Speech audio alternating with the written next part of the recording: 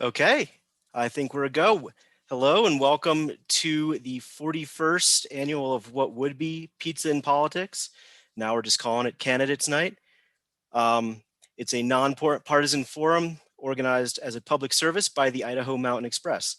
I'd like to thank Zoom for providing the platform. Due to social distancing concerns with the pandemic, we're doing things a little differently, but fingers crossed it should go smoothly. Tonight we'll hear from six candidates running for 3 different seats. We have District 26 House Seat B, District 26 Senate seat, and Blaine County Commissioner. First, you'll hear from 2 candidates running for Seat B in the Idaho Legislature. That's Incumbent Sally Toon from Gooding and Challenger Bill Thorpe from Bliss. Then we'll hear 2 candidates for the State Senate, Incumbent Michelle Stennett from Ketchum and Eric Parker from Haley. Finally, we'll hear 2 candidates running for Blaine County Commissioner. It's Incumbent Jacob Greenberg and Challenger Kiki Tidwell. For those of you who haven't been to one of these before, we run it more like a question and answer session than a traditional debate, so there won't be strict rebuttals or anything like that. Candidates will start with 2-minute introductory speeches. Then the Idaho Mountain Express reporter Gretel Kaufman will ask questions to the candidates. Then we will take questions from the audience, which we'll be doing a little differently this year. Those questions were submitted in advance to the Idaho Mountain Express. I've taken them, compiled them, got them ready to ask.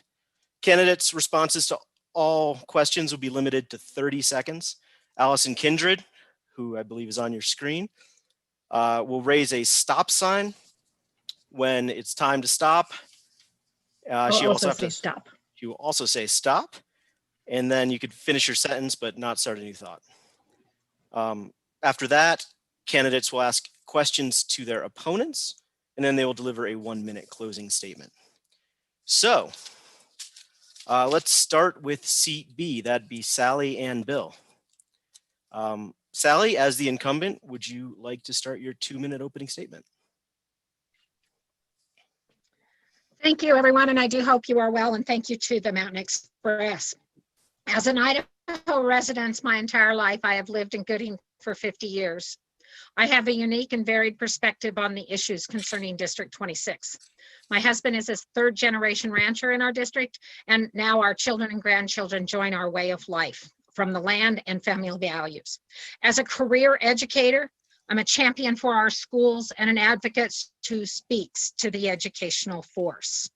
Education must be a priority from our state. It will offer our kids the opportunity to stay in Idaho. I'm an active voice for our working families. I raise concerns about safety for workers and products in our state. I've been an advocate for many local needs. Our conversations need to not be about party politics and work toward the betterment of our district. I swore an oath to uphold the Constitution, and I do just that. My score with the ACLU is touted and is fine as their mission is the guardian of liberty and preserving the individual rights and liberties that the Constitution guarantees. I welcome that. We need to face many challenges in Idaho. I know it will require leadership, listening, and advocacy, not Democrat or Republican, to achieve the right solutions for our district. It's a voice. Thank you for the honor of representing our district. Thank you.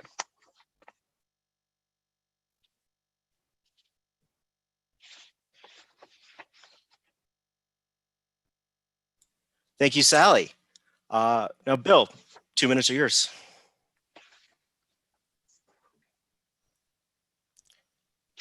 Unmute, thank you. My name is Bill Thorpe, and I'm running for the Idaho Legislative District 26 House Seat B.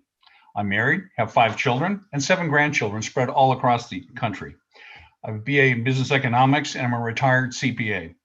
I've worked primarily as a financial executive, including controller, chief financial officer, various large and small companies, private and public companies.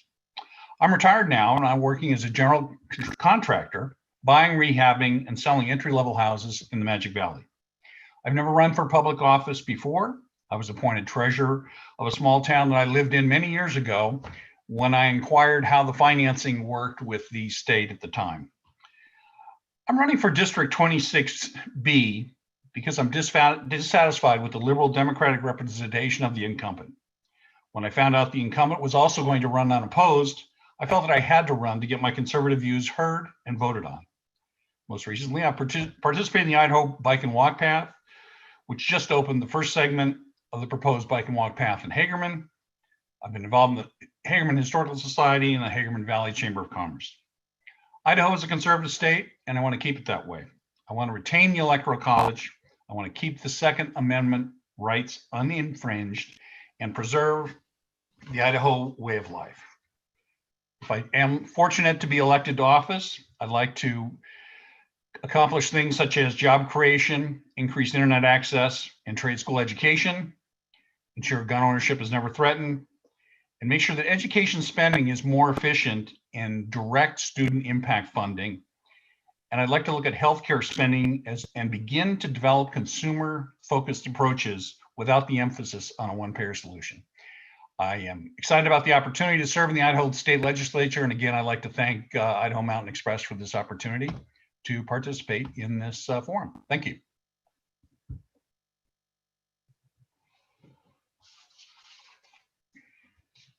We'll now turn to questions from Idaho Mountain Express reporter Gretel Kaufman. Gretel, we will start. We're going to ask these questions in ways that they could be answered by both candidates, and both candidates will have a chance to answer. So the first chance to go first will go to Bill. Gretel, take it away. Hi, everyone. So District 26 is made up of largely rural counties. What is the legislature's role in ensuring the economic health and vitality of the district's smallest and most rural communities?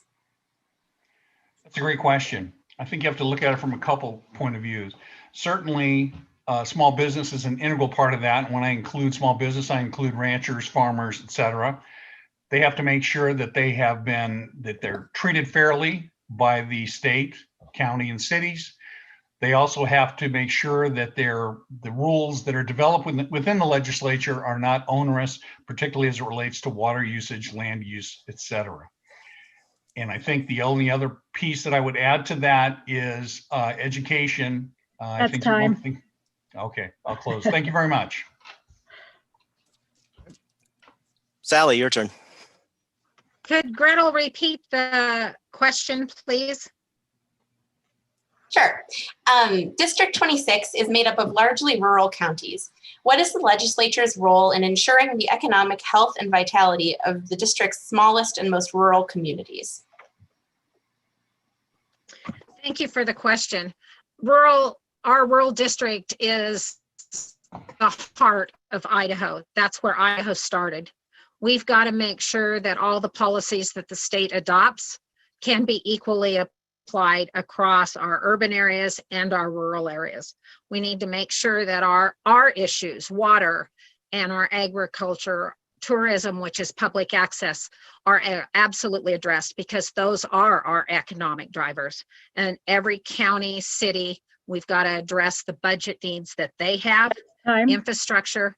It's a little bit of a different conversation. Thank you. Sounds good. Thank you. Another question from Gretel then. This one will go to Sally first. Roughly 1/4 of District 26 residents identify as Hispanic or Latino. How would you serve and address the needs of the district's growing Hispanic population? Thank you. Absolutely. As an educator, I have been an advocate, and I have taught our Hispanic, Latino populations all along. It's about making sure that they have equal opportunities throughout the district, particularly education and jobs. We have to make sure that they also have fair wages, housing.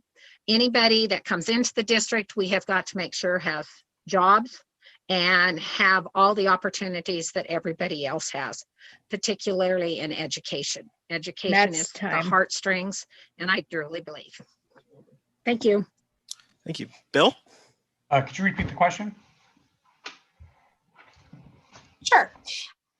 Roughly 1/4 of District 26 residents identify as Hispanic or Latino. How would you serve and address the needs of the district's growing Hispanic population? I think the key phrase is equal opportunity. Equal opportunity for education, equal opportunity for housing, equal opportunity for jobs and wages. I think it's unique that we do have such an increase in the Hispanic population, but I think it speaks to the increase in the jobs that are readily available. I think that is in part due to the policies of the state as well as the local communities. Thank you. All right. Gretel, another question for Bill, please. All right. What has the coronavirus pandemic taught you about governing, and what steps, if any, should the legislature take to address the pandemic and its economic impacts in this next legislative session? Sure, I'll attempt to be very brief on a very complex subject. My opponents, Michelle and Sally, believe that Governor Little's approach has been an adequate one.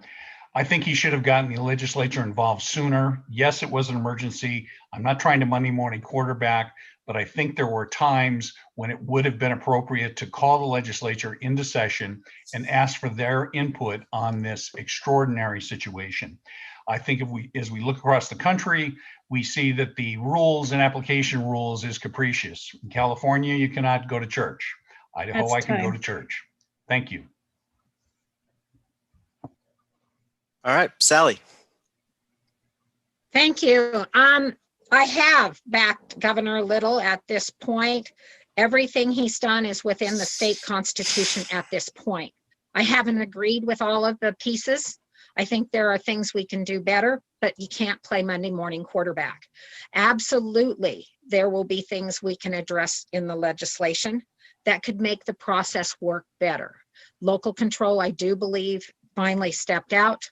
We can hindsight play all we want, but it's about how we go forward and make progress for the state and our local communities. And that's time. All right. Next question will be for Sally. Gretel. Right. What is the legislature's role in managing Idaho's rapid population growth? Was that the end of the question? Thank you.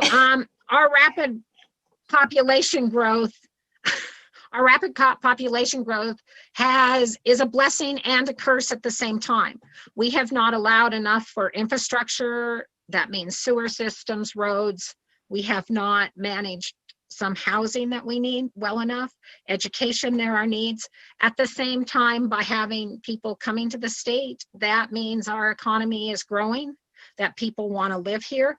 That offers opportunity for advancement with property taxes, but it's a double-edged sword. We have to manage it as a legislature.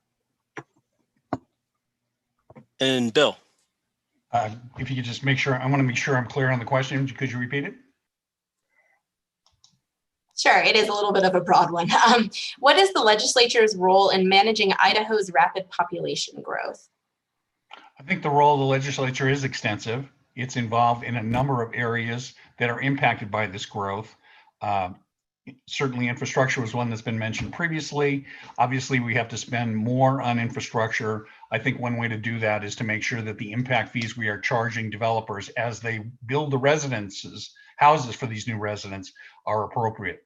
There's a multitude of other things that the legislature gets involved in order to help mitigate the effects of the increase in population. I think it's a positive overall, but there are challenges. Thank you. Thank you, Bill. Gretel, do you have another question for Bill? I do. The funding of Idaho's public education system is a perennial issue in the legislature. Do you believe Idaho's education system currently receives an appropriate amount of state funding? And would you change anything about how that funding is distributed? There's a vast discussion about the appropriateness of the funding. I'm a scriber of the Idaho Freedom Foundation's survey study, which said that the per capita spending was about in the middle of the pack for the 50 states as opposed to what the NEA said. I think there has to be greater emphasis on expenditures that are direct student impact. That includes teacher salaries, that includes programs that directly impact the student. I think that can be done more efficiently. It's half of the state budget. And I believe the amount of money is correct. We just need to make it more efficient. Thank you. Thank you, Bill. And Sally. Thank you. The education budget, it has its flaws in it. We have some major gaps. 75% of it is micromanaged by the state. Every local district has different needs, and we have to let more flexibility be in that funding. It is also going to take a little extra money to make it more efficient.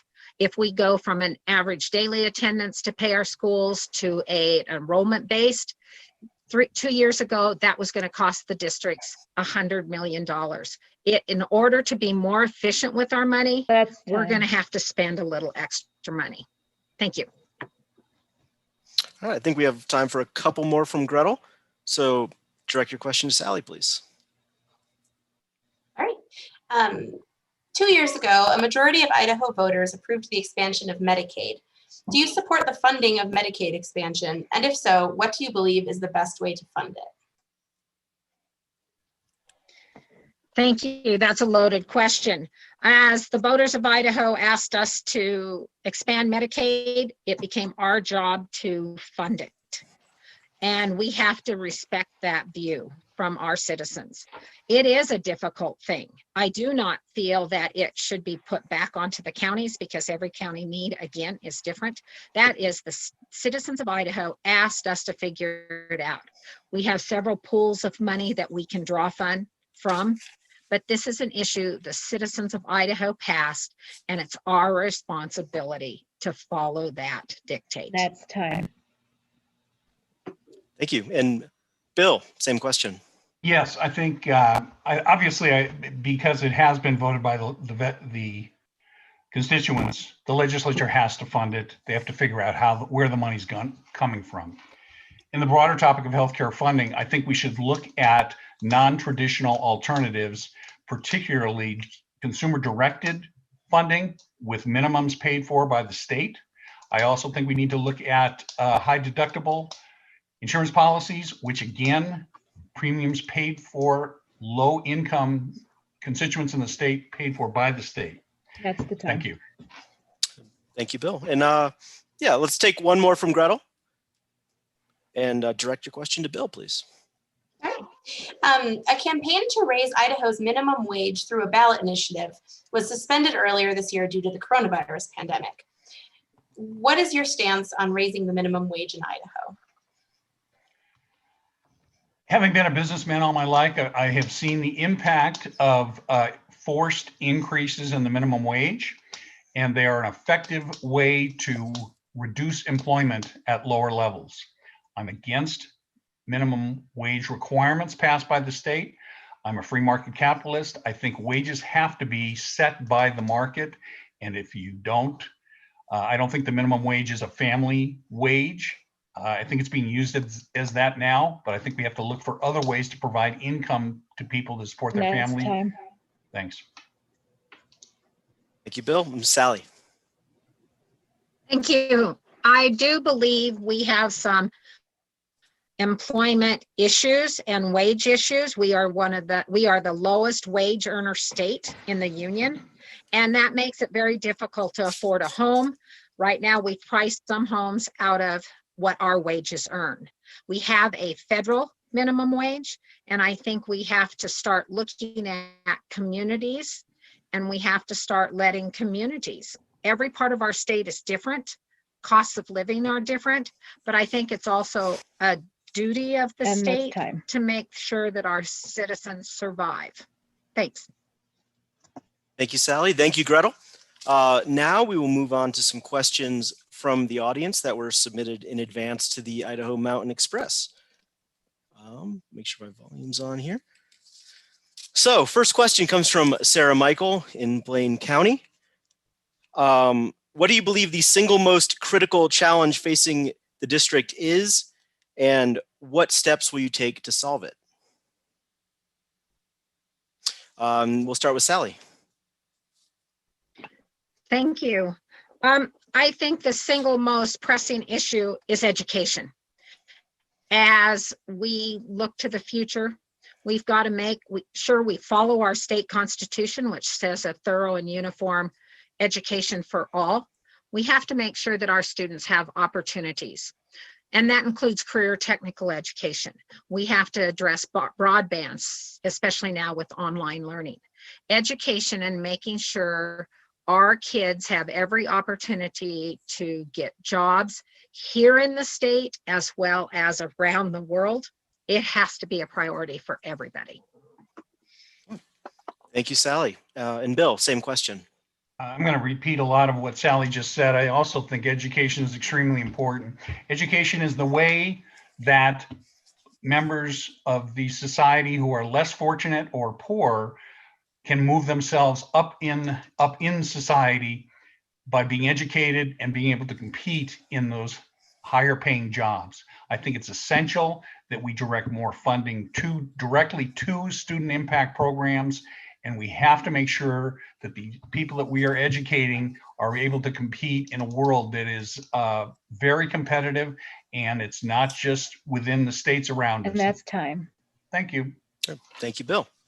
So there's a constitutional amendment. This question comes from Ben Benson and Haley. There's a constitutional amendment on the ballot this year that would cap or fix the number of legislative districts at 35. Do you support that measure and why? Start with Bill. I am doing research on this. I'm trying to figure this out. I have read numerous opinions one way or the other. I think one of the flaws of the voter pamphlet is it doesn't show who the supporters of each argument are. I would like to understand, and no one can seem to answer this, who is pushing it either way. My initial reaction is yes. I have yet to fill out my ballot though, because I'm still doing my research to figure out what makes the most sense. Thank you. Thank you. Sally, same question. Thank you. I did support the constitutional amendment. After much discussion, there were 5 adoptions to how to change our district with the redistricting commission. Idaho has one of the best commissions that make it fair. By changing it to 35 districts at this point, it benefits rural communities by keeping our districts smaller. If you divide it by 31, which our constitution lets you, we could end up very huge. And so it was a benefit to rural districts to really have the larger divisor. Thank you, Sally. So we got some questions on property tax relief that I'll sort of combine here. Do you believe that the legislature should take steps to lower Idahoans' property taxes in the next legislative session? And if so, what steps ought they take? Sally, we'll start with you.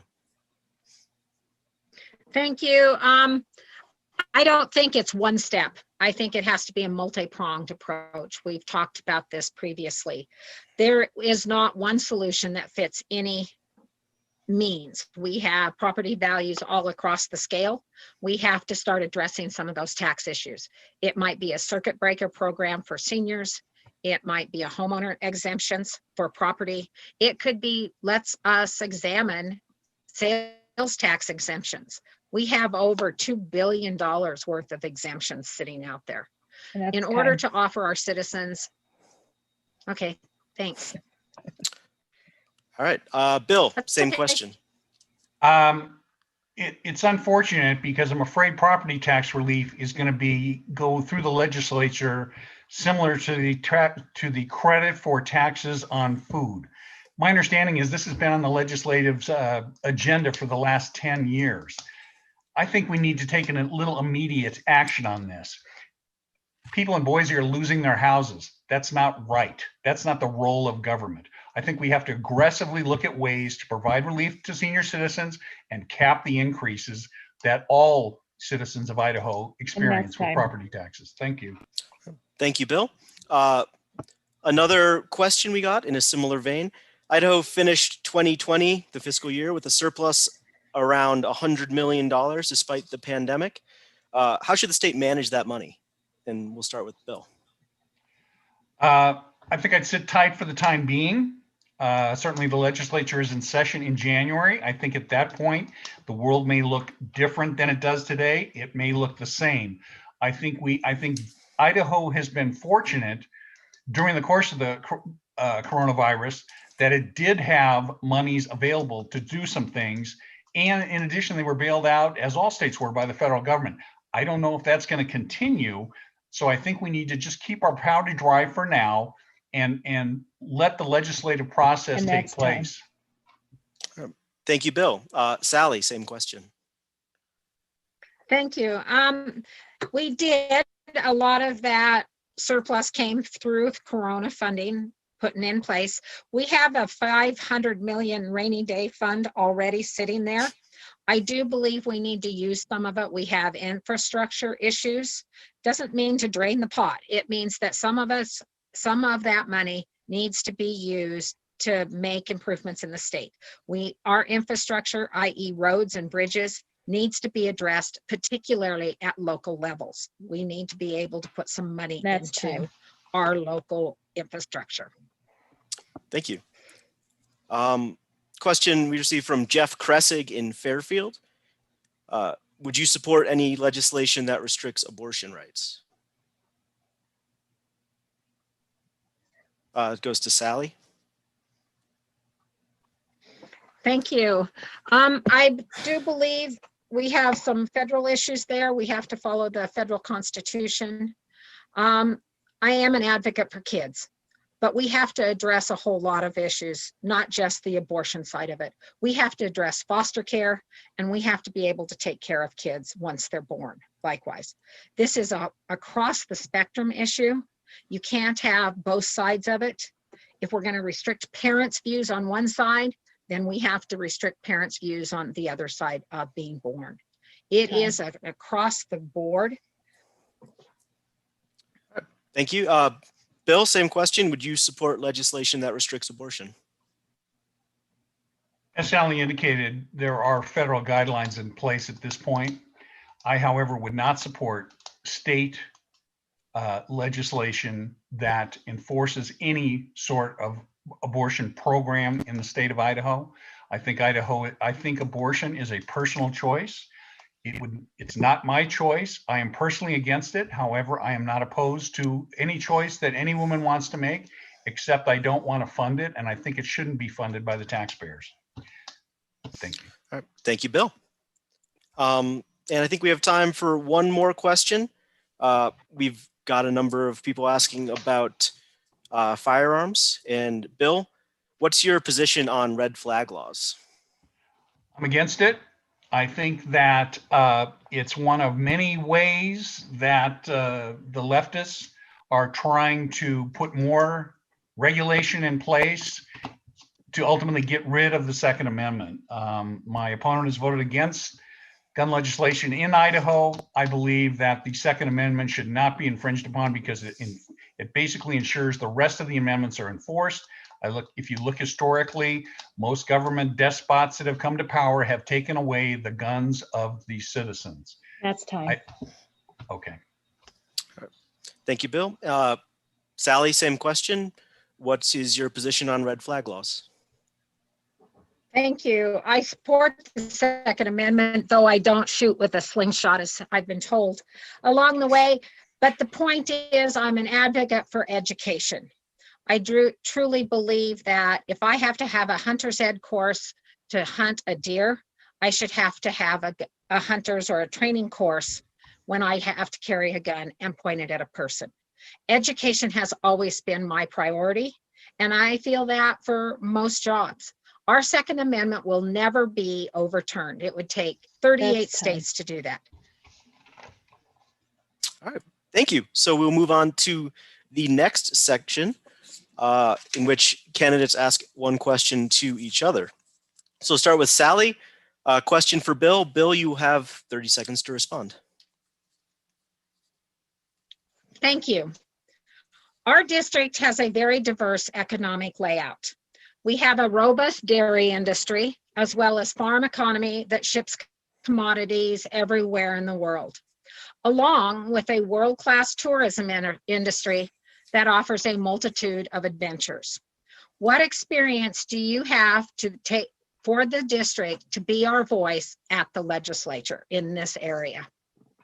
Certainly. In one of my past jobs, I worked for a agricultural products company who also exported dairy products around the world. So I'm certainly familiar with the export business and the importance of export to Idaho. I've also had a number of, as a CPA, I had a number of clients who are hotels. I'm similarly experienced with the hotel industry. Tourism is very important. Tourism is actually the #1 industry in the world in terms of the number of people employed in it. So it's a very important part of every country's economy. That's time. Okay. Thank you, Bill. And a question for Sally. Oh, what is your position on no-knock warrants, Sally? Oh, I'm absolutely against them. I think as part of law enforcement, we can do better. I think there is a time and a place for warrants, but I don't think we should be able to enter our homes and just randomly. A lot of them are, the information is incorrect within the police departments. And I think it's about making sure we do our jobs well. Warrants have a place in our police That's force. time. We have to use them. All right. Thank you, Sally. So now we'll move on to the last segment, 1 minute closing statements. Sally, your statement, please. Thank you to the Mountain Express for hosting the forum. The real issue is not Republican, Democrat, Libertarian, or constitutional, or what other states do or do not do. It's about Idaho. I'm an Idaho native, very much American, with a full resume of work in our communities. You've heard and seen published falsehoods about my policies. I am not a leftist Democrat. Seattle and Portland have nothing to do with District 26.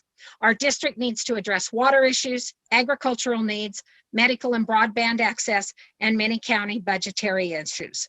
As legislators, we need to ask if every piece of legislation makes Idaho a better place. I approach all issues through the lens of a career educator. Training and education must be a priority. I want to finish by asking you to learn the issues for yourself. I encourage you to vote for balanced policies for Idaho families, our communities, and each and every one of you. I ask for your vote for State Representative District 26, Seat B, and thank you for your support. Thank you, Sally. Bill, 1 minute closing statement, please. Thank you also to the Idaho Mountain Express for this opportunity. Sally's support of the eliminating the electoral college, restrictions on gun ownership, and disenfranchising female athletes by allowing males to compete in women's sports, and her generous support of the leftist, anarchist, Democrat positions I believe do not reflect the views of most of the residents and voters in District 26. We have to ask ourselves, do you like the way things are going right now in Democratic states? Police shootings, Portland, Seattle rioting, takeovers of communities, defunding police. If you're comfortable with those policies, then you should definitely vote Democratic. If you believe in the Constitution, the rule of law, we need to vote Republican, and I'm asking for your support for my run for Seat B in District 26. Thank you. All right. Thank you, Sally. Thank you, Bill. Those are your candidates for Seat B in District 26. Now we move on to the Senate race between incumbent Michelle Stennett and challenger Eric Parker. Michelle, you are the incumbent, and if your feed is working, let's start with a 2-minute opening statement from you. Okay, you can hear me, right? All right, thank you. Hello, everyone, and good evening. As a member of the Senate leadership, I am proud to work with all my Senate colleagues. We communicate well, we are respectful and civil. 80% of the bills that pass through the legislative session are done smoothly between House and Senate and across both parties. It is the 20% that is more difficult, and it probably should be. Our legislative districts are diverse with different economies, geography, beliefs, and political preferences. I firmly believe once elected that we represent and assist all our people, not just a party. We visit our local governments, schools, and organizations and have town hall meetings with our constituents several times throughout the year. And we communicate with everyone through newsletters, op-ed pieces, emails, phone calls, and mail. No two people live exactly alike. Crafting solid policies is not a perfect science, but I have standards. Is it constitutional? Is it enforceable? And will it improve the lives of Idahoans? Is public health and safety threatened? Poorly written or unconstitutional legislation is not an improvement and wastes taxpayer dollars in court. I serve on the Senate State Affairs and Senate Resources and Environment Committees, and I'm appointed to several interim committees and chairing some, focusing on natural resources, fisheries, water issues, wildlife management, public lands, energy, workforce development, broadband, voter laws, campaign finance reform, and ethics in politics. I thank the Mountain Express for this opportunity, and I look forward to the debate. Thank you. Thank you, Michelle. Michelle's challenger is Eric Parker of Haley. Eric, a 2-minute opening statement, please. Can you hear me okay? Yes, sir. My name is Eric Parker. I'm running for state senate here in District 26. I'm a father, excuse me. I'm a father. I work in the trades here in the Valley. I've lived in the Valley for 14 years. I own my home here. I'm part of the economy. I'm running because I feel like District 26 isn't equally represented. This election, I saw that my opponent was running unopposed, so I decided to put my name in the ring. I can't wait to answer your questions, and let's do it. Sounds good. Well, we'll follow the same format as last time. So Gretel, question for Eric. All right, these are going to be all the same questions that Sally and Bill got, so might get a little repetitive.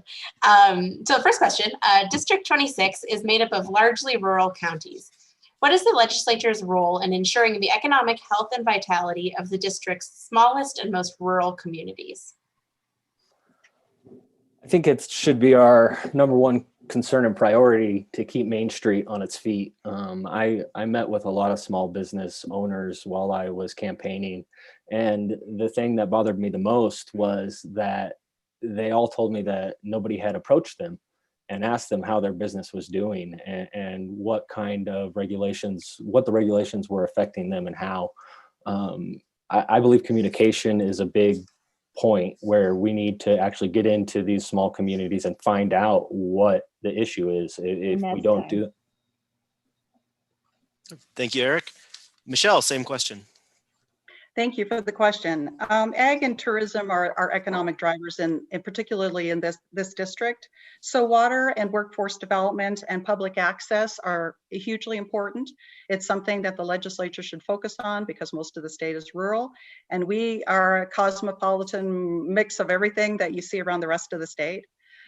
We did spend a lot of time with the legislature after the session providing services to our small businesses and to individuals in an effort to keep them on their feet.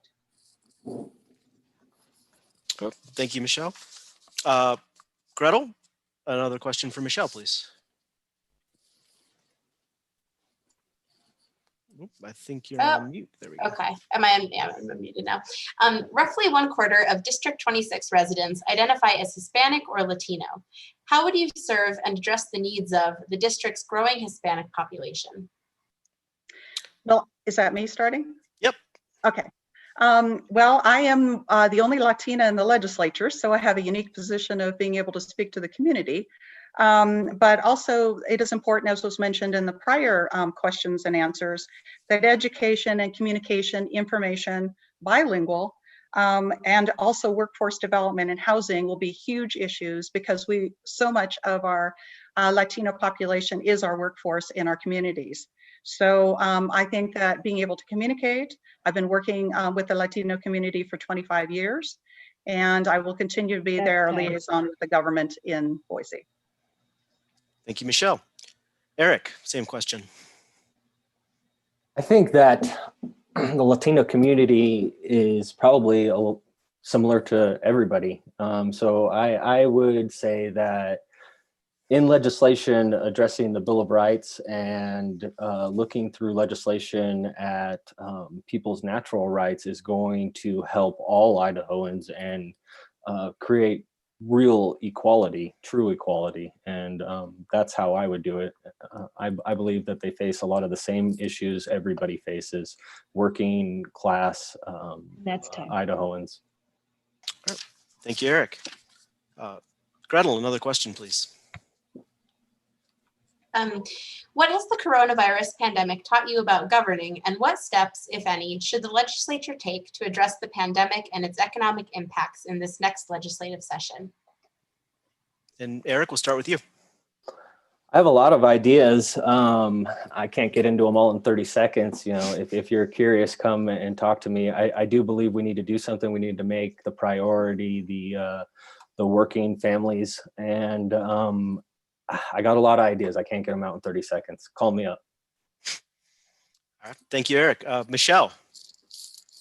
Well, we were in the legislative session when we found out about COVID and understood that our area was the worst impacted. We did have a lot of discussion between the governor's office and local governments. Also, we had weekly calls. So we had direct input as a legislature on a weekly basis. What was important is as soon as we could, we handed it to the local governments and to the local public health boards, because every place was rolling out with the virus with COVID differently, and therefore they were the direct point. Sure. Thank you, Michelle. Gretel, another question. We'll start with Michelle this time. 2 years ago, a majority of Idaho voters approved the expansion of Medicaid. Do you support the funding of Medicaid expansion? And if so, what do you believe is the best way to fund it? As everybody mentioned before, Medicaid expansion is a citizen's law, and our obligation was to fund it and is to fund it. We funded it for a year, so now this next session, we're going to have to fund it beyond. There are many other places that we are holding. We've mentioned that there are pots of money places, and where would those be? Where could those be spent? We do have internet sales in a pot, quite an extensive amount of money that has come in there. We do have to say that the COVID has shown the frailties in our healthcare system, and it's important that we buffer it. Thank you, Michelle. Eric, same question. Can you repeat the question? Sure. 2 years ago, a majority of Idaho voters approved the expansion of Medicaid. Do you support the funding of Medicaid expansion? And if so, what do you believe is the best way to fund it? Well, I do believe that we have to fund it now, like's been said. I would say that when we get laws the way that one came about, I believe that we need to add a funding mechanism to that policy and procedure that brings about those laws.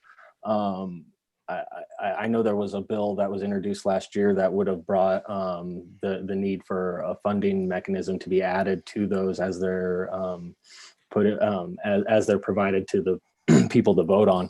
I think that it really needs to happen, or we're just going to end up having each year to readdress it. Thank you, Eric. Gretel, another question starting with Eric.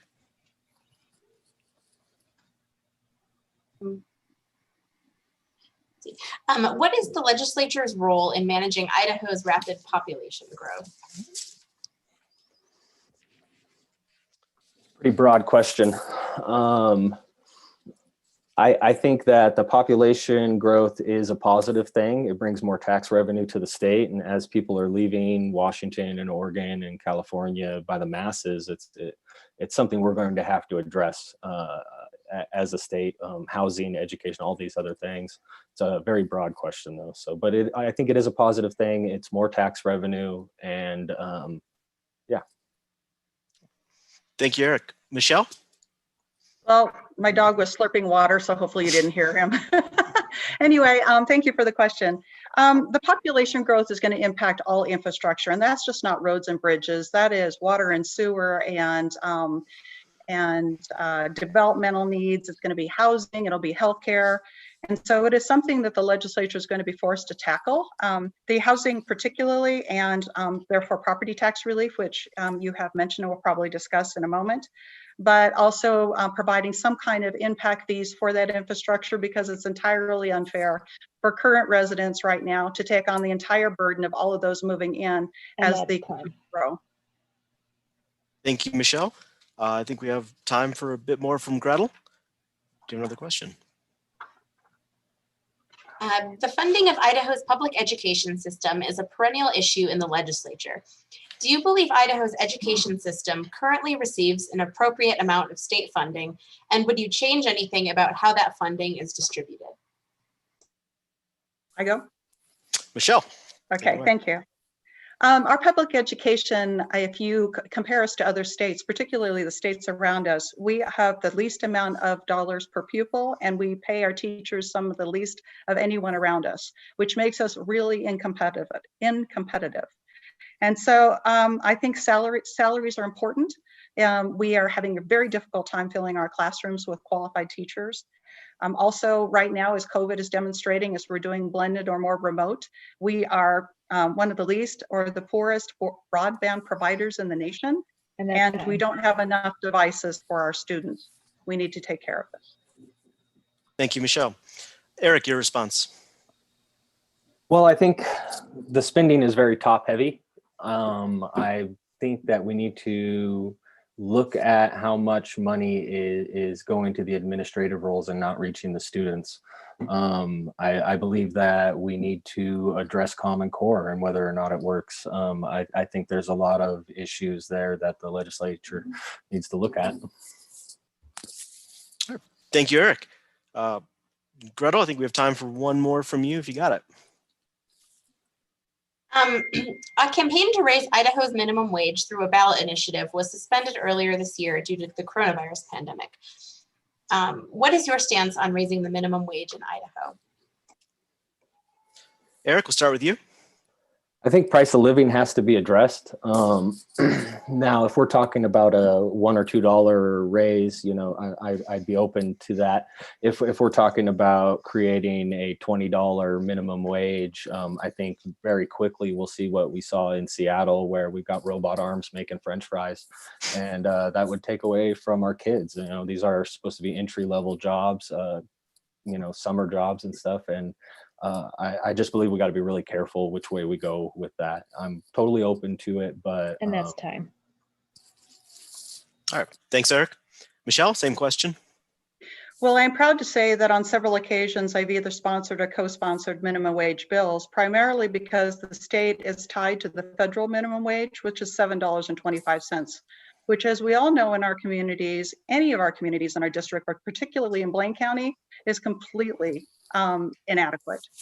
So we need to be addressing that we have competitive wages, that we have living wages, and provide an ability for us to be able to train in order to take those kinds of jobs. But in order for us to be able to avoid being the highest amount of minimum wage workers in the nation, it does need to be addressed. Thanks, Michelle. Now I think we will move on to questions from the audience asked by me. And most of them do overlap with the House seat. So we'll start with something you alluded to earlier. Do you think that the legislature should take steps to lower Idahoans' property taxes during the next session? And what steps should they take? If so, what steps should they take? Starting with Michelle.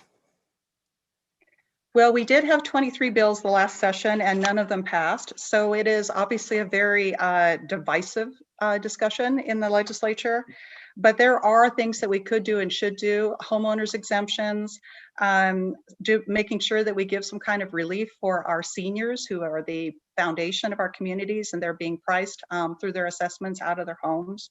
There are ways that we can use current coffers in order to try to adjust the, as was mentioned, reevaluate what we're giving for subsidies and tax breaks and try to give relief to homeowners.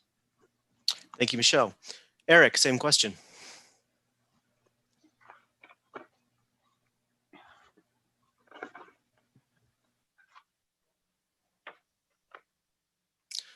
Oh, He's Eric, I on- think you're on mute. There you go. There we go. I do think it needs to be addressed. My opponent just said there was numerous bills that went through and not one of them passed. I believe that if I go, I can do more to get things done and use that networking that I already have and get bills passed. I do believe we need to do something about the property tax, especially specifically right now, but overall in general, we need to start looking at new ways to bring tax revenue into the state and start. That's time.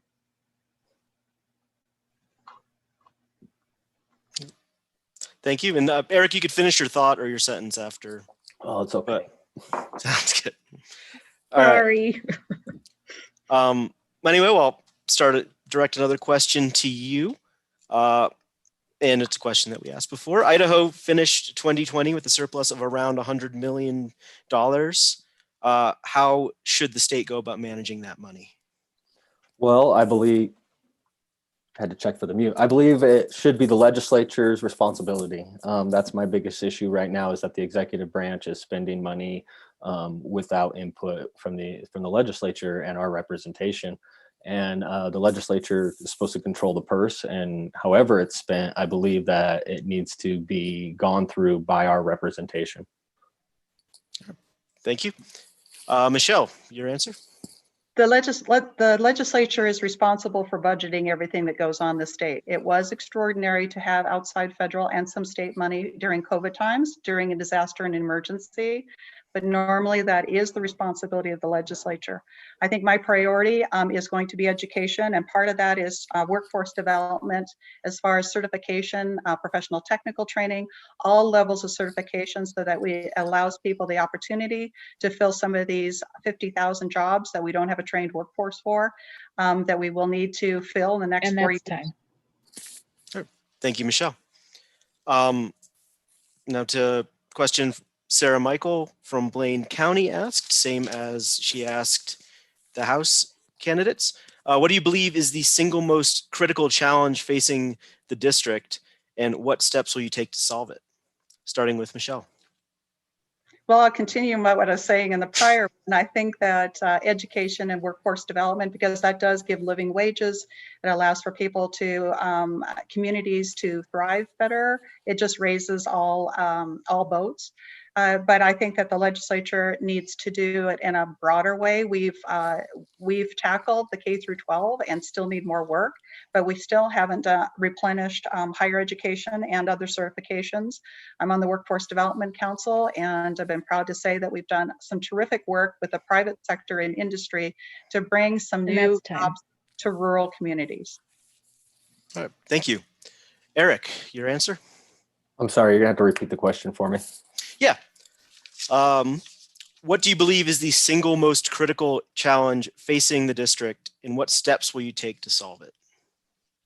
Well, I think it is property tax. If you talk to the north part of the district, it's the levies. If you talk to the south part of the district, it's property tax. I see them as the same issue. It's funding education.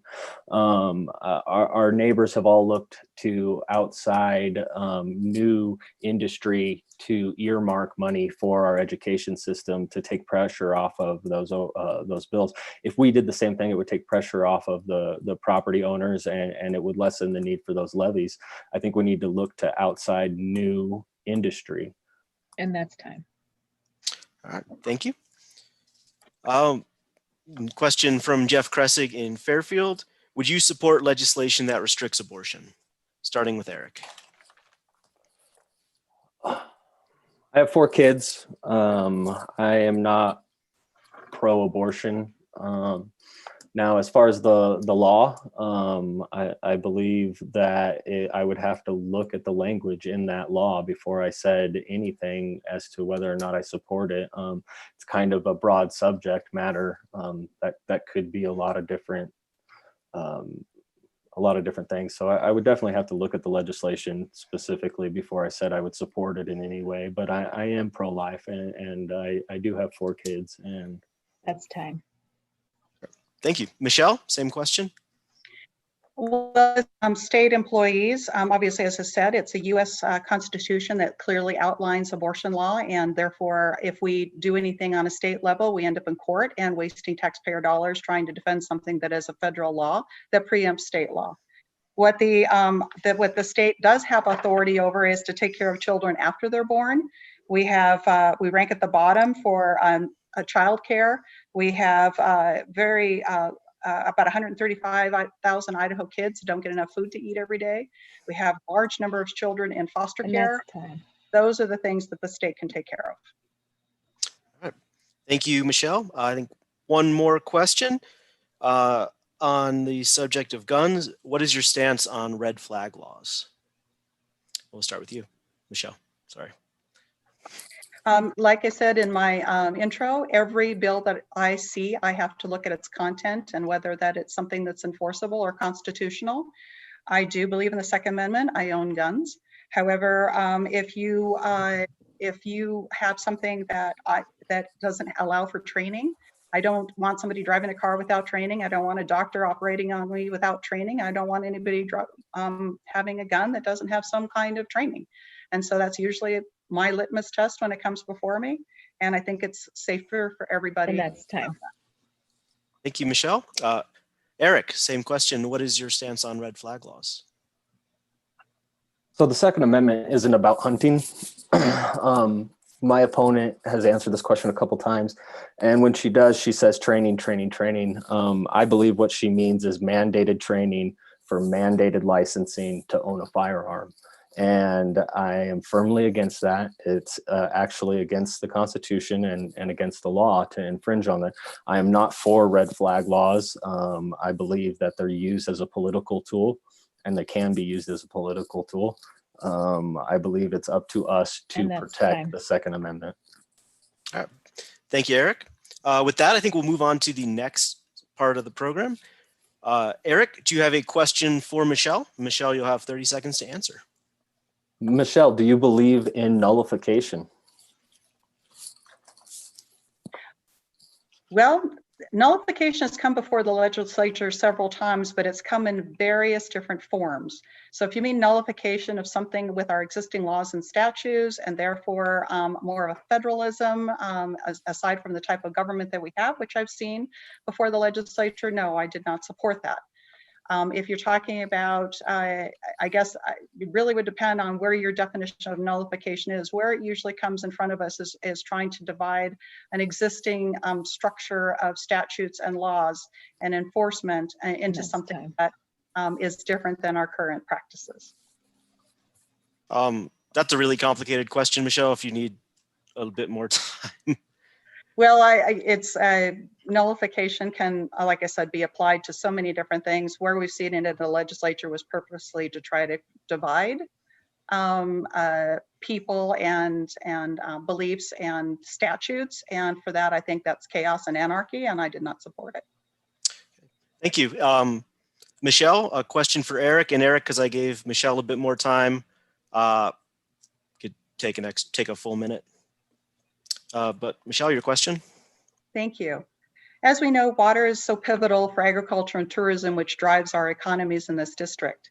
Representative Toon and I attended a water management meeting in Shoshone today with all the water users. And I would like to ask Eric, what knowledge does he bring, or do you bring, Eric, to water issues for District 26? Well, I'm upset I didn't know about that meeting. I would have been there.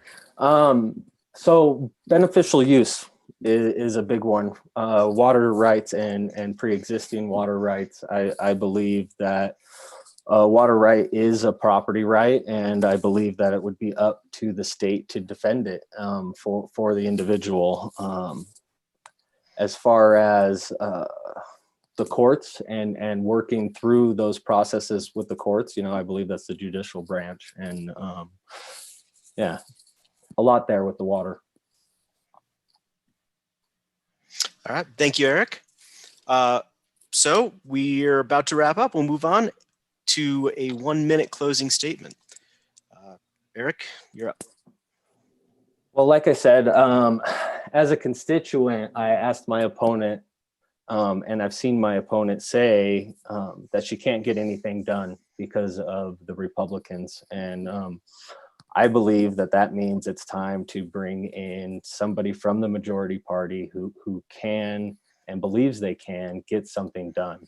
I know that I have connections with networking, and I've talked to a lot of these senators, and I know that if you hire me and send me, I will not come home and tell you I cannot get anything done. All right. Thank you, Eric. Michelle, 1 minute closing statement, please. 80% of the legislature is Republican. So if nothing's getting done, the majority is having difficulty.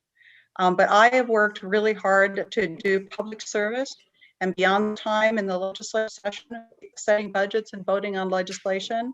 We work on constituent services all year long, and that is more important than policymaking. People seek advice and assistance and direction from everything from healthcare to water management, from prisons to wages. Everything that impacts people's lives comes before the legislature. What is fundamental to all of us is family, faith, community, and an ability to provide for our well-being. We are all created equal as defined by our natural rights, and no one has the right superior to anyone else. Our rights to life, liberty, and the pursuit of happiness imply the right that we live as we wish, only if we respect the equal rights of others to do the same. Seek the goodness in others and do not dwell on where we disagree, but where we agree. Make connections, listen, share wisdom and guidance, allow creativity, be kind, and love. Thank you. I ask for your vote, and I appreciate you listening. All right. Thank you, Michelle. Thank you, Eric. Appreciate you guys taking the time to answer some questions. Now we will move on from the District 26 races to a Blaine County specific race for County Commissioner. That brings up Jacob Greenberg, the incumbent, and challenger Kiki Tidwell. Jacob, Kiki, are you guys hearing me?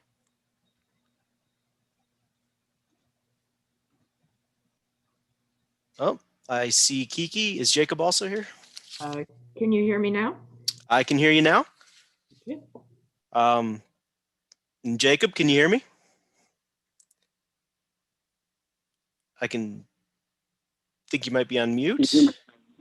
I'm off mute. Can you hear me okay? Yes, sir. All right. Excellent. Well, Jacob, as the incumbent, would you like to start us off with a 2-minute opening statement? Sure. Thank you so much. And good evening, everyone. And thank you, Mountain Express, for hosting this event. And to those of you who don't know me, I'm Jacob Greenberg, your county commissioner, working through fires, floods, and now a pandemic. I've been working with our medical director, Dr. O'Connor, in leading a response to COVID-19. We're both on the Innovation and Testing Task Force, and that will be bringing an extraordinary COVID testing project to our county very soon. That's going to help inform policymakers as to the prevalence of COVID and also provide some valuable research information. As a Sun Valley Economic Development Board member, I communicate with staff regularly to ensure that our business community has the resources necessary for a strong economic recovery. And with your vote for my reelection, I'll continue to increase housing opportunities, such as the 60 units for families and seniors currently under construction at the old Blaine Manor site. I'm going to protect public access as we did at Flying Heart Ranch, and I will work to build the county's Office of Sustainability and create a sustainability master plan to identify countywide goals on protecting our climate. I expect that plan will consider the use of solar batteries for specific critical services, but to be clear, solar battery backup power for just 4 hours of total peak energy demand here would cost about $60 million. So the plan will identify costs, choices, and help us prioritize. Of course, any countywide action will require a collaborative effort with our cities and other local elected officials. The county has already accomplished a lot in-house with updated HVAC systems, installation of an electric vehicle charger with a grant from the VW settlement, and a county energy mitigation grant program, to name a few. If reelected, I look forward to working to address housing, climate, and sustainability, and more over the next 2 years. So thank you. Thank you, Jacob. Kiki, a 2-minute opening statement. I think you might be muted. Okay. My opponent has offered for us to pay 37% more in our electricity bills to Idaho Power for their project. I don't agree. We don't even need this transmission line. And I have a history of getting Idaho Power to change direction sharply. Back in 2008, they were dead set on building a coal-fired power plant in Idaho. As a private citizen and a mom, I undertook a shareholder initiative with this company, which was depending on 50% coal to generate electricity. And against all odds, I won. A majority of shareholders and Idaho Power told Idaho Power's CEO and board to change direction, and they did. Over 17 million has been returned to Idaho ratepayers by shutting down coal plants since, with another 3 million proposed right now. When women are extremely effective, they are criticized for being too strong and not nice enough. But what Blaine County needs right now is an effective woman, a determined mom, an Erin Brockovich. You want a person who is not afraid to stand up to Idaho Power. We want true backup power at all of our substations in the county. When Idaho Power applied for this gold-plated transmission line at the Idaho Public Utilities Commission, there were a handful of us private citizens who showed up against this line. We spent considerable amounts of our time, effort, and money on attorneys, but our county commissioners were nowhere to be found. You could say they not only fumbled the ball, they didn't even get to the playing field. You can hire my opponent back in 2 years if you want, but for this election, this significant moment in time, you are choosing between a person who has proposed to Idaho Power that Blaine County citizens pay this $38 million by raising our utility bills by up to 37%, or me, a person with a track record of getting this company to change direction to better solutions. Thank you. Thank you, Kiki. So now we'll have questions from Mountain Express reporter Gretel Kaufman. Gretel, you have a question for us, and we will start with Kiki. Hi, Kiki. Hi, Jacob. First question is, how has the coronavirus pandemic affected your approach to governance? Well, when I got back here from being gone for a couple months, I was very alarmed, and you can hear the recording of my alarm at the commissioners. People were pouring off flights here from the hotspots of Seattle and San Francisco. And our government was sitting back and just waiting and seeing what happened. And it looks like a third of our county residents got sick. And I'm a big picture thinker, and I would be much more proactive in providing aggressive testing right now. And that's time. Thank you, Kiki. Jacob, same question. I think you might be muted. Can you hear me okay now? Okay, sorry about that. This hasn't changed my approach or perspective about government at all. It's a collaborative process. It demands trust from other elected officials, and that's exactly what we had. I worked with our medical director to institute a stay-at-home order, worked with the state government, Department of Health and Welfare, and we got it shut down as soon as we saw there was community spread. So I think we acted quickly, decisively, and effectively. Thank you, Jacob. Gretel, a question for Jacob, please. What do you consider the most important item in the county budget, and why? Well, obviously it's payroll. The county budget is made up of 80% payroll, and we're a service-oriented organization. So everything we do, we don't build things except for road and bridge. So I think that's the most important element, keeping our employees safe and ensuring that we can attract and retain our employees is of utmost importance. Thank you, Jacob. Kiki, your response? I think the most important element in the county budget is actually looking at not raising the property taxes by the allowed 3% every year by the state. This administration that Jacob's been working in for 8 years has raised expenses in the county by $10 million, and $7 million of that is going to increased salaries and benefits. And I think there are a lot of homeowners And that's time.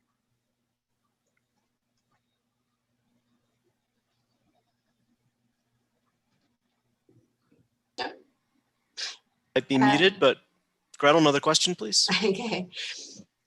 What is the county's role in ensuring we have an adequate supply of affordable housing in Blaine County? Is that one to me? Yes.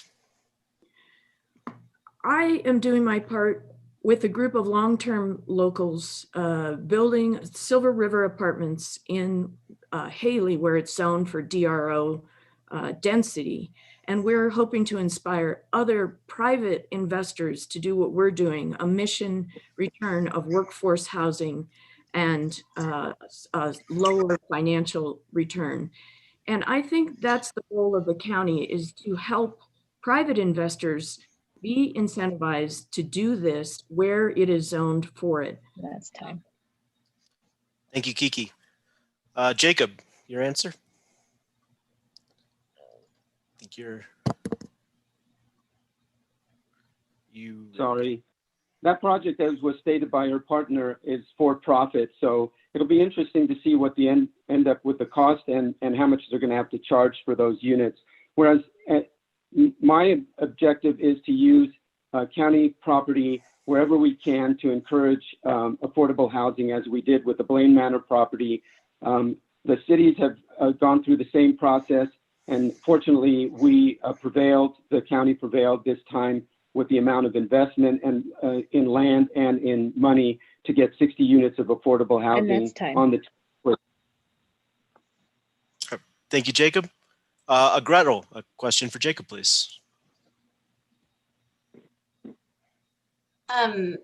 What is the best way to serve and address the needs of the county's growing Hispanic population?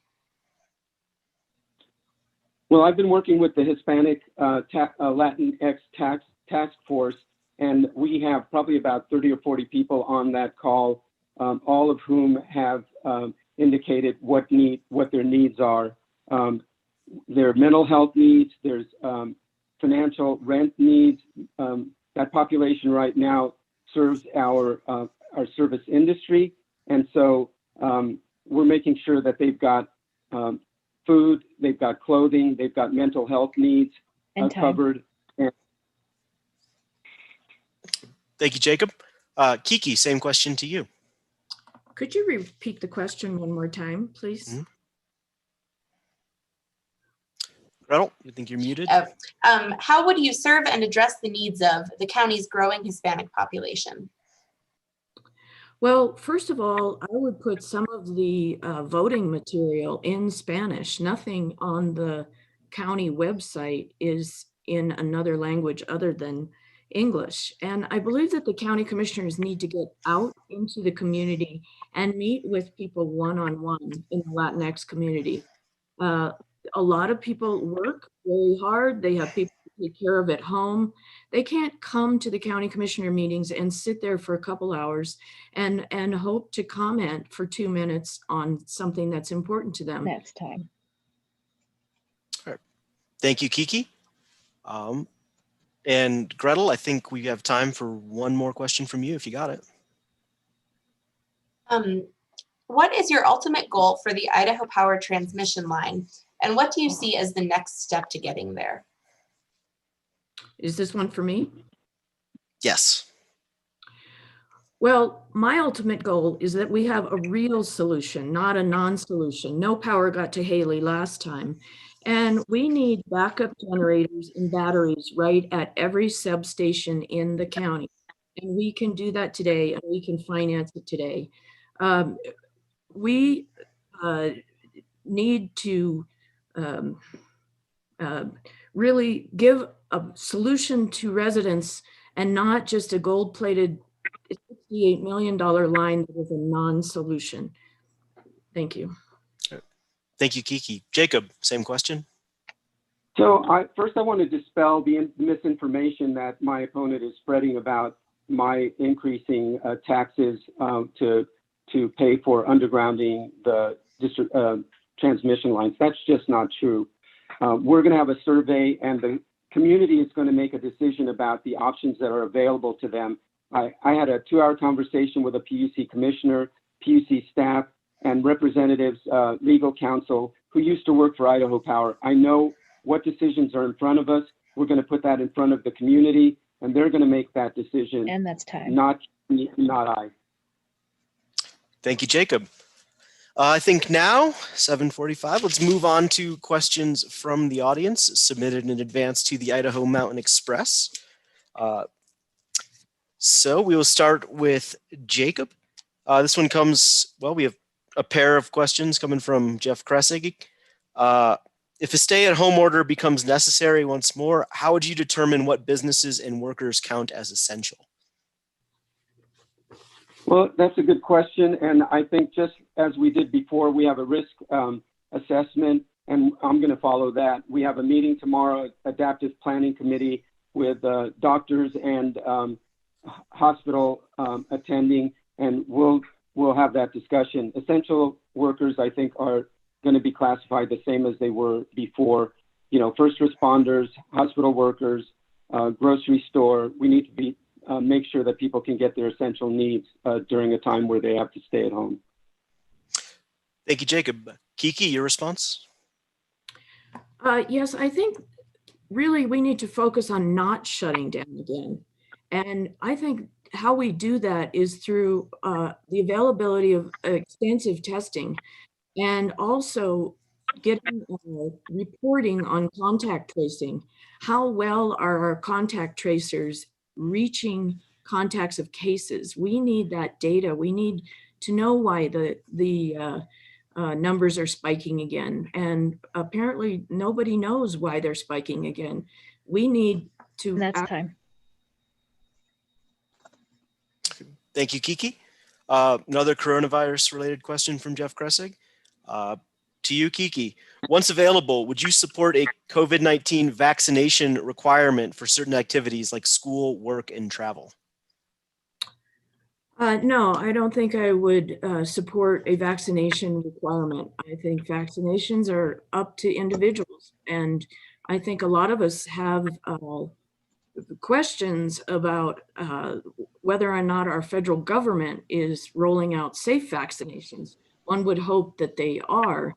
What I would support is actually those instant tests, so every kid can go back to school and walk into the school building and know that day that they are not positive, as well as the teachers and the workers in the building. That's time.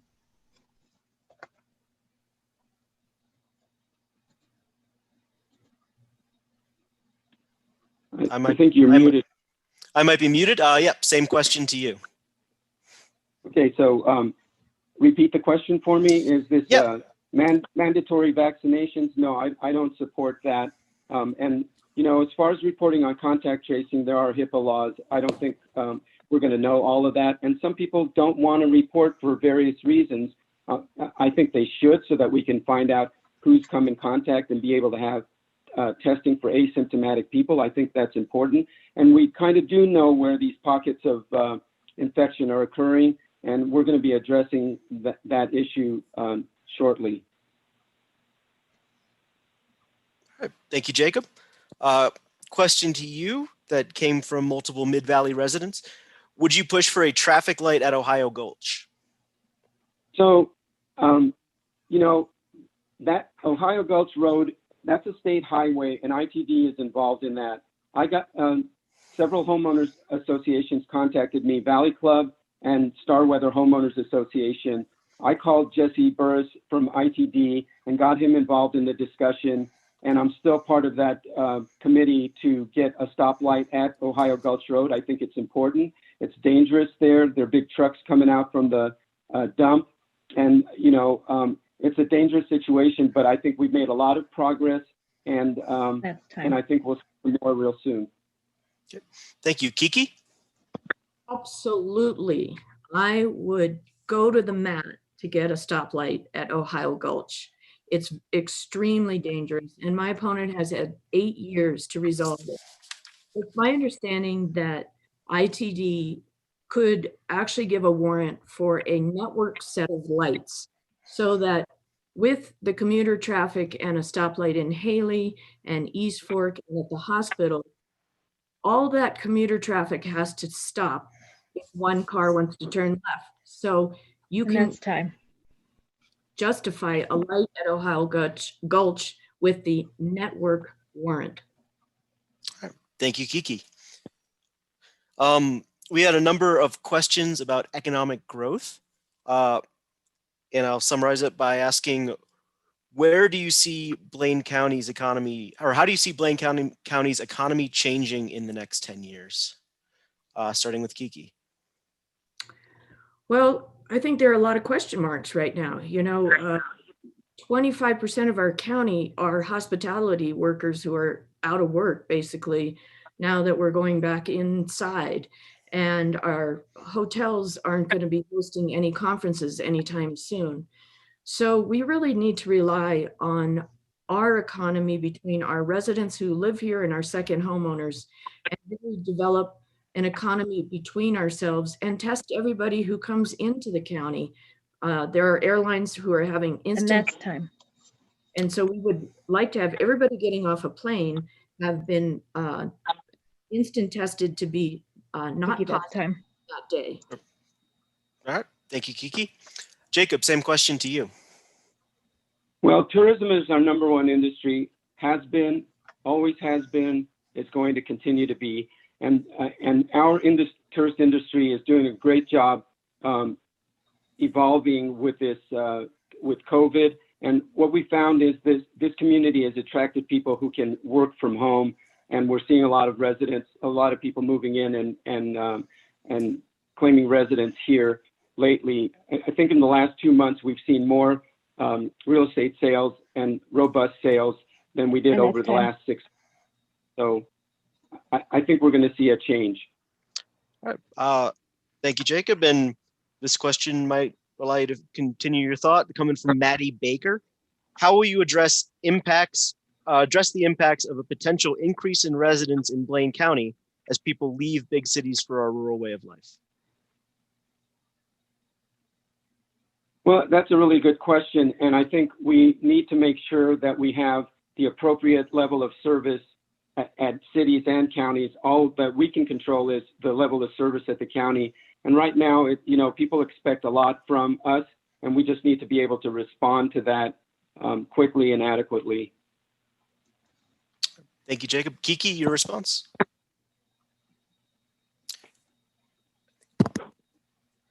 My response is there are a lot of people moving here that don't know what it's like to live here. They don't know what it's like to live with wildlife and have to put your garbage cans inside your house so that bears don't tip them over. They don't know that they have to keep the trails clean and not full of trash and defecation. And we need to work with these people moving here. But we also need to get ahead of what's going to happen. We have $2.7 million of ambulance funds sitting there in cash, apparently. And we have 4 ambulances up in Ketchum and not enough ambulances spread throughout the valley. So we need to be And proactive that's time. about where we are spreading our resources in the future. Thank you, Kiki. And it's like you guys are reading my sheet here. Next question does involve the ambulance district. County commissioners act as the Blaine County Ambulance Board. And Jeff Baylett, who I hope I'm pronouncing his name right, asks, do you believe the ambulance district currently receives an appropriate level of funding and provides an appropriate level of service? Starting with Kiki. Yes, I looked it up the other day, and between fees and the bond funding that comes in for the ambulance district, it's about $3 million a year. And again, I don't believe that has been equally spread around the county. And I do believe that we need to look at the entire county. The commissioners didn't fund, as the ambulance district, some expansion in Bellevue recently, and I think we need to make sure that we cover all of And the. that's time. All right, thank you, Kiki. Jacob, same question to you. Will you repeat that, please? Yes. Do you believe that the ambulance district currently receives an appropriate level of funding and provides an appropriate level of service? Absolutely. Can we do better? Absolutely. And we have discussions with our fire chiefs regularly. The district contract is with Wood River Rural and with Ketchum Fire. We just met with them yesterday again, and they present us with a budget every year, and we fulfill that need. When they need something extra, we have the discussion, as when the hospital needed additional transportation for COVID patients from Blaine County to other facilities in their system. We provided the additional ambulance and driver to make sure that that happened. All right. Thank you, Jacob. I think at this point, we'll move on to the next part of the program. Jacob, do you have a question for Kiki? Kiki, you'll have 30 seconds to respond. So yes, Ms. Tidwell, it's well known that you sued the county over housing for workers, and yet you have raised the issue about county legal costs. You would prefer to support the landowners who try to block public access at Flying Heart when many local businesses and residents depend on and enjoy public access to our river. You self-funded your campaign, yet you oppose the county salaries for people who must work for a living. Why should people who need to work, need public lands to access our river for recreation or their businesses, and need housing vote for you? That's a long question. Kiki, you could take 1 minute to respond. Oh, thank you for a 10-part question. That's so gracious of you. Let's see. Let's start with the first thing. I did not sue the county over housing. I am not against affordable housing. I have lived with a wonderful affordable housing project in my neighborhood for 15 years. And I am against my county government actually bending the rules or breaking the law to benefit cronies. So I am not against affordable housing. In fact, I volunteered to put tens of thousands of dollars into that Parcel B project that failed to standards agreed to public meetings. And you county commissioners wouldn't even sit with us neighbors. So I don't have enough time to get into the Flying Heart situation. I would love to do that in another question. But basically, Jacob, you've sued the homeowners there, and you spent $260,000 on outside attorney. That's time. And you don't have a solution. Thank you, Kiki. Kiki, a question for Jacob, and since Kiki had a minute to respond, you will as well. Well, I have a simple question. Chief Deputy Prosecutor Tim Graves got paid his $134,000 salary plus benefits during the stay-at-home order. Yet you awarded him a bonus of $500 for working through the pandemic, along with 160 other employees with similar salaries. Why do the taxpayers of Blaine County think that this is a good thing? Jacob, your response? Sure. So, we don't make these decisions unilaterally. We meet with our elected officials and with our department heads, and we have discussions about whether people are going to get cost of living increases, whether they're going to get merit increases. And we decided that we weren't going to do either of those things this year. But it was brought to our attention that some of these employees were having to pay more in childcare. They were having to pay more in other fees. And rather than do a merit increase that actually compounds year over year, I decided that we should offer a bonus. That was my solution to the problem. And $500 per person, I didn't think was too much to ask. The other elected officials requested it. The department heads were approved of it as well. None of the elected officials received any of this money. This only went to staff and salaried employees. All right. Thank you, Jacob. And finally, a 1 minute closing statement, starting with you. you want me to? Yeah, Start? sorry, I pointed at you. Sure. You never know that. Starting with Jacob. Okay, so I just want everyone to know that being a successful Blaine County Commissioner requires a collaborative nature, something I think my opponent lacks. I've effectively worked with Senator Crapo and Representative Simpson on issues ranging from PILT, which is payment in lieu of taxes, to airport remote towers, with our state legislators on Medicaid expansion, and local city mayors on the pandemic response.